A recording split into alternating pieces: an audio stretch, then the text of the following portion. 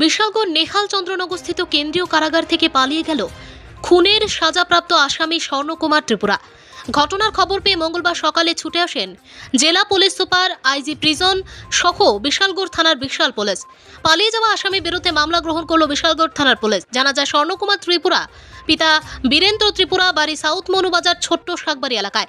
বিগত 2014 সালে কোনো এক চুরির মামলায় সাউথ মনুবাজার কেন্দ্রীয় কারাগারে সাজা কাটানোর সময় সেখান থেকে পালিয়ে যাওয়ার সময় পুলিশ কর্মীকে খুন করেছিলেন। সেই খুনের মামলায় দীর্ঘদিন যাবৎ বিশালগড় কেন্দ্রীয় কারাগারে সাজা কাটানোর সময় বিগত 4 বছর পূর্বে দ্বিতীয়বার পালিয়ে যান। পরবর্তী সময় তাকে বহিরাজ্যের থেকে ত্রিপুরা পুলিশ তাকে গ্রেপ্তার করে পুনরায় মঙ্গলবার সকালবেলায় বিশালগড় নিহার চন্দ্রনগর কেন্দ্রীয় কারাগারে অ্যাটেন্ডেন্স নেওয়ার সময় আসামি স্বর্ণকুমার ত্রিপুরা অনুপস্থিতি লক্ষ্য করতে পেরে কেন্দ্রীয় কারাগারে থাকা জেলার দেবাশিস শীল ও সাব জেলার নান্টু দাস মুহূর্তের মধ্যে শুরু হয় কেন্দ্রীয় কারাগারে খোঁজাখুঁজি।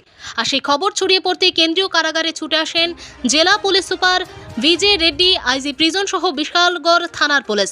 পালিয়ে যাওয়া আসামির বিরুদ্ধে বিশালগড় থানায় মামলা গ্রহণ করা হয়।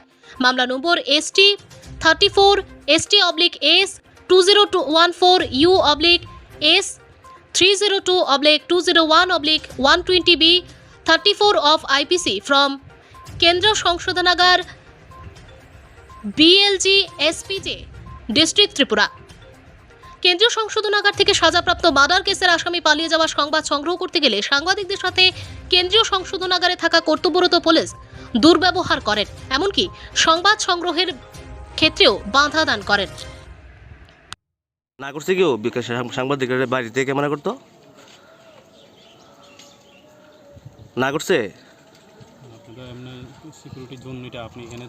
না না আপনারা কেউ মানে কইছিনি যে সাংবাদিকরা ক্যামেরা করতে পারতো না, বাইরের থেকে সাংবাদিকের কাজ করতে পারতো না? আমরা তো খবর পাই আইছি না, আসামি বাকি যেন খবর পাই আইছি।